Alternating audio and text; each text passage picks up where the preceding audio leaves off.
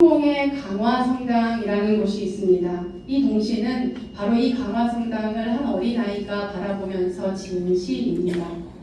1896년 고종 33년 강화에서 처음으로 조선인이 세례받은 것을 계기로 1900년 11월 15일 대한성공의 초대 주교인 찰스 존 코프, 한국 이름은 고요한 주교가 건립한 이 강화성당은 현존하는 한옥교회 건물로서도 가장 오래되었습니다. 더욱이 2001년 1월 4일에는 대한민국 사적 제424호로 지정되면서 문화역사적 가치도 높게 평가되고 있습니다. 바로 이 건물입니다. 외관은 불교 사찰의 형태인데 내부는 로마의 바실리카 양식을 따르는 독특한 건축 양식을 취함으로써 동서양의 조화를 꾀하고 있습니다. 또 성당 바깥에 정원수가 있는데 좌측에는 유교를 상징하는 선비나무, 또 회화나무라고 하는 나무가 심겨져 있고 우측에는 불교를 상징하는 보리수나무가 심겨져 있습니다. 당시 기독교가 외래 종교였기 때문에 외래 종교에 대한 거부감을 덜기 위해서 불교와 유교 양식을 곳곳에 배치함으로써 기독교 토착화에 많은 공을 들였음을 알 수 있습니다. 또한 가장 큰 특징이자 기독교적 양식을 드러낸 게 있다면 전체적인 모양새가 노아의 방주를 연상시킨다는 점입니다. 여러분 사진을 한번 다시 보시면 입구 계단을 따라 올라가면서 바라보는 이 강화성당의 첫인상은 그야말로 조선 땅을 구원하고자 하는 하나님의 마음을 그대로 드러내는 노아의 방주를 구현하고 있습니다. 특별히 건축 당시 경복궁 중수에 참여했던 도편수를 도목수로 삼았고 솜씨 좋은 중국 석공까지 데려왔다라고 하니 그 정성과 노고가 실로 대단했음을 짐작해 볼 수 있습니다. 그런데 이 성당에는 숨겨진 이야기가 하나 더 있습니다. 여러분 성당 내부를 한번 보시면요. 이 내부의 건축 재료가 소나무인데 이 소나무를 어디에서 구해왔는고 하니 바로 백두산에서 공수해왔다라고 합니다. 그것도 100년 이상 된 백두산 소나무만을 구해와서 무려 뗏목을 이용해서 압록강과 서해를 거쳐서 강화도까지 운반해 와서 건축 재료로 삼았다라고 합니다. 과연 보기 좋고 튼튼한 이 소나무가 백두산에만 있었겠습니까? 그 정도 되는 소나무들이 강화도 가까운 곳에 또 운송에도 편리한 곳에 얼마든지 있었을 것입니다. 그럼에도 백두산까지 가서 뗏목까지 띄워서 압록강과 서해를 거쳐서 이 소나무를 실어와서 건축 재료로 삼았다라고 하니 실로 참 대단한 일이 아닐 수 없습니다. 이와 비슷한 이야기가 성경에도 있습니다. 바로 오늘 본문인데요. 여러분 오늘 본문을 이해하기 위해서 잠시 본문의 배경이 되는 설명을 해보도록 하겠습니다. 오늘 본문은 극심한 가뭄 이후에 벌어진 한 사건입니다. 이스라엘에서는 가을에서부터 봄까지 본격적인 농사가 진행이 됩니다. 가을에 밭을 갈고 씨를 뿌린 다음에 봄에 추수를 합니다. 우리하고는 정반대죠. 가을에 농사를 시작할 때 내리는 비를 이른비라고 하고 봄에 추수를 할 때 내리는 비를 늦은비라고 칭합니다. 기후 탓에 비가 내리지 않으면 극심한 가뭄에 허덕일 수밖에 없습니다. 그래서 성경은 비가 오는 것을 하나님의 복이라고 칭합니다. 그런데 당시 이 북이스라엘은 3년 6개월이라는 긴 가뭄으로 인해서 고통받고 있었습니다. 이 가뭄은 단순한 기상이변이 아니라 하나님의 심판이었습니다. 왜냐? 북이스라엘을 통치하고 있었던 아합 왕이 우상숭배자로 알려져 있습니다. 사실 아합이 여호와 하나님을 믿지 않았던 건 아닙니다. 다만 여호와도 믿고 바알도 믿자라는 혼합주의 종교 정책을 펼쳤던 것입니다. 그런데 이에 반기를 든 자가 있었으니 누구입니까? 여러분 잘 아시는 바로 엘리야 선지자였지요. 엘리야는 오직 여호와 하나님만을 우리가 섬겨야 한다고 강력히 주장하면서 바알과 아세라 선지자 850명과 갈멜산에서 대결을 벌입니다. 그런데 바로 이 대결에 앞서서 그리고 기도하기에 앞서서 이 모든 일에 앞서서 엘리야가 오늘 백성들을 다 한데 모아서 한 가지 일을 수행합니다. 그것이 바로 오늘 본문인데요. 그는 바로 무너져 있었던 여호와의 제단을 수축하기 시작합니다. 이때 여호와의 제단이 무너진 채로 방치되어 있었다라는 것은 그만큼 당시 이스라엘과 하나님의 관계가 무너져 있음을 알게 해주는 대목입니다. 바로 이 무너진 제단을 이제 엘리야가 수축하는 것인데, 여러분 오늘 본문에서 엘리야가 참 독특한 행위를 합니다. 이 제단을 수축하면서 한 가지 기이한 행동을 하는데, 오늘 본문을 통해서 그가 어떤 일을 하는지 한번 32절과 35절 화면을 통해서 한번 확인해 보도록 하겠습니다. 같이 읽습니다. 그가 여호와의 이름을 의지하여 그 돌로 제단을 쌓고 제단을 돌아가며 복식 종자 2세알을 들만한 도랑을 만들고 물이 제단으로 두루 흐르고 도랑에도 물이 가득 찼더라. 도랑을 만들고, 바로 제단 주변으로 도랑을 탔다라는 것입니다. 여러분 도랑 다 아시죠? 물이 흘러갈 수 있도록 길을 내는 것을 도랑이라고 합니다. 그리고는 항아리에 물을 가득 채워서 이 제단 위에 붓기 시작했습니다. 그리하여서 이때 물은 3차례에 걸쳐서 부어졌는데 총 12항아리를 부었습니다. 이로써 제물뿐만 아니라 제단 전체가 물로 흠뻑 적셔지게 되었고, 이 제단에서 흘러내리는 물이 쏟아져서 도랑을 따라서 흐르게 되는 구조였습니다. 그렇다면 여러분 여기서 질문이 생기죠. 엘리야는 왜 이 가뭄에 이런 행위를 했을까요?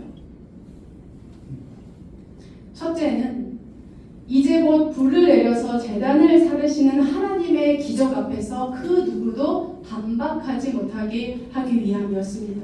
우리 하나님의 강력한 불이 임하니 물에 흠뻑 젖은 이 제단과 제물조차도 또 도랑조차도 완전히 불살라지는 엄청난 역사를 모두가 목도하게 하기 위함이었습니다. 이로써 우리 하나님이 세상의 그 어떤 신보다 위대한 하나님이고 바알보다 크고 전능하신 하나님이 우리가 믿고 있는 여호와 하나님이라는 것을 많은 백성으로 알게 하려는 의도였다라는 것이죠. 그런데 여러분 여기까지는 우리가 성경을 그대로 읽으면 자연스럽게 알 수 있는 내용입니다. 그런데 여기에는 한 가지 더 깊은 영적인 의미가 담겨 있습니다. 성경에 나오지 않지만 더 깊은 영적인 의미, 여러분 잘 한번 생각해 보십시오. 지금 이스라엘이 어떤 상황이라고 했습니까?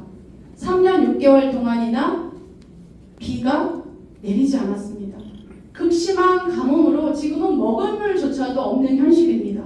그러니 지금 이스라엘 백성에게 가장 필요하고 중요한 것은 당연히 물입니다. 그런데 지금 하나님께서 엘리야를 통해서 어떻게 하십니까? 그 귀한 물을 다 길어오게 한 다음에 제단 위에다가 그냥 다 쏟아 버리십니다. 그리고 도랑으로 흘러 버리게 하십니다. 즉, 이 많은 물을 이 엄청난 가뭄에 낭비시키셨다라는 것이죠. 게다가 지금 이곳은 어디입니까? 하나님의 제단 높은 산 위입니다. 여러분, 그런데 이 높은 산 어디서 이 많은 물을 구할 수 있겠으며, 이 물을 산 위로 길어 올리는 일은 큰 노동력과 시간, 에너지가 들어가는 일입니다. 물의 가치와 노동력만 생각해도 엄청난 낭비가 아닐 수 없습니다. 심지어 겨우겨우 이렇게 구해온 물을 그저 제단에 다 쏟아버리고 결론적으로 이 모든 일이 너무나 큰 낭비요 소모적인 일이라는 것이죠. 그렇다면 우리 하나님께서는 왜 이 엘리야를 통해서 이 무모한 낭비를 시키신 것일까요? 이스라엘이 제사를 드리려면 무너진 제단이 수축되어야 합니다. 이스라엘은 지금 물을 원하고 있습니다. 가장 물을 갈망합니다. 물론 가뭄에 물을 구하는 게 잘못은 아니죠. 그런데 문제는 그들이 하나님보다도 물을 더 사랑하고 있었기 때문입니다. 하나님보다도 물을 더 원하고 있었습니다. 물을 얻을 수만 있다면 하나님도 섬기고 발도 섬기겠다. 내가 물을 주는 신이 있다면 내가 그 이방신도 섬기겠다. 라면서 이스라엘 백성의 신앙이 완전히 무너져 있었던 것입니다. 그들의 제단만 무너져 있었던 것이 아니라 그들의 신앙, 그 신앙의 제단이 완전히 무너지고 깨어져 있었던 것이죠. 그리하여서 그런 이스라엘 백성에게 우리 하나님은 이 낭비하심을 통하여서 이렇게 말씀하시는 것입니다.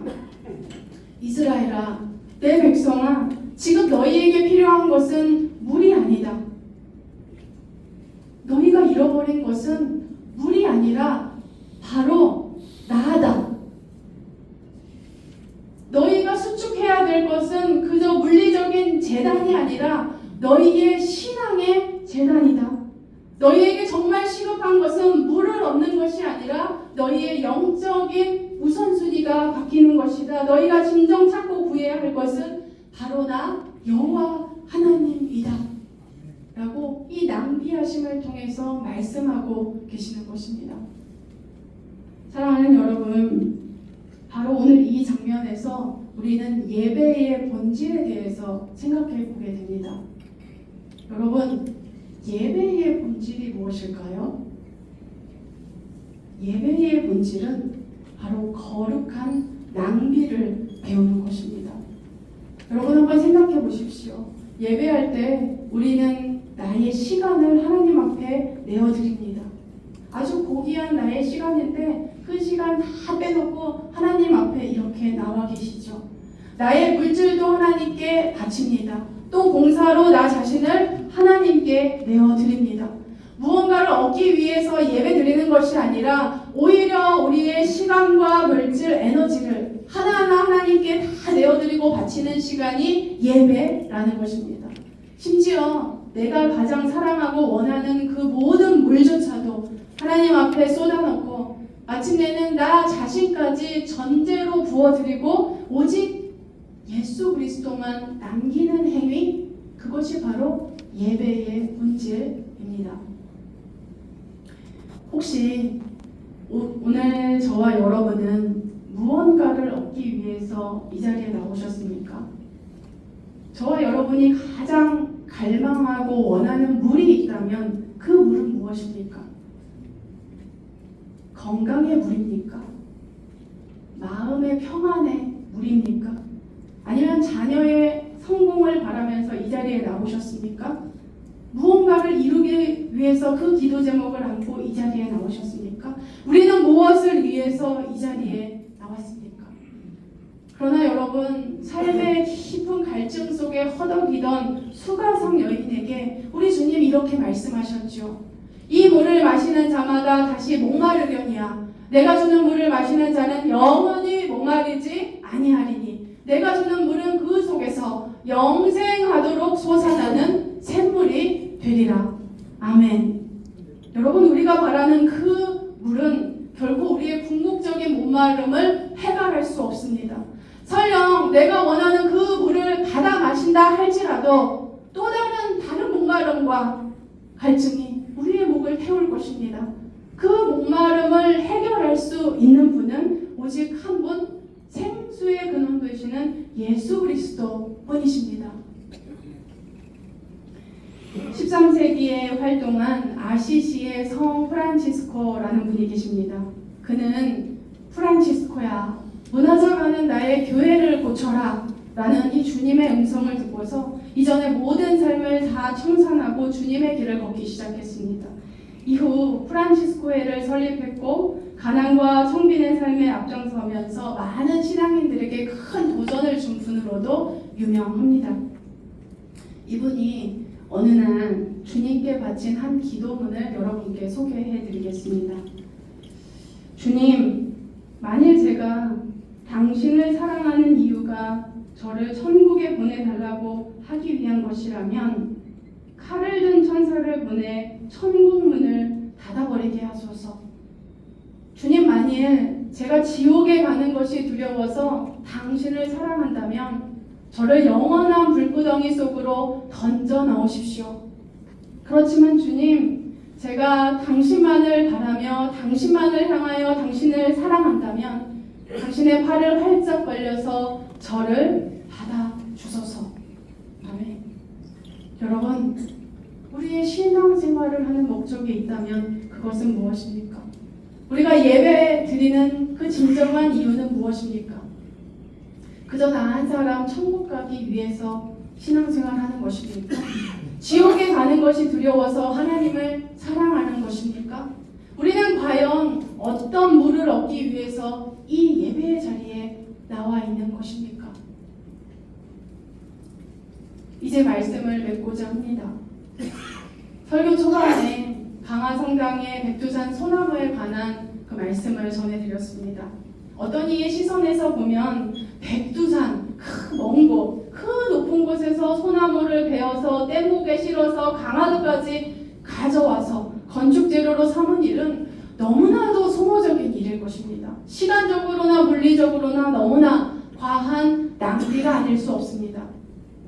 하지만 이 강화성당 건축을 추진했던 주교가 백두산 소나무만을 고집한 이유가 있다라고 합니다. 그는 백두산 소나무 중에서도 100년 이상 된 백두산 소나무만을 고집했는데, 백두산은 지대가 높아서 식물이 자라기 어려운 환경이죠. 지대가 높아질수록 살아남는 소나무는 줄어들 수밖에 없는데, 그 중에서도 살아남는 소나무가 있다면 그 소나무는 굉장히 단단하고 탄탄한 소나무가 된다라는 것입니다. 또 그 가운데서도 100년 이상 된 소나무는 그 모든 한랭한 바람과 거칠은 환경을 다 겪고 이겨낸 나무이기에 더욱 강인한 나무임에 틀림없습니다.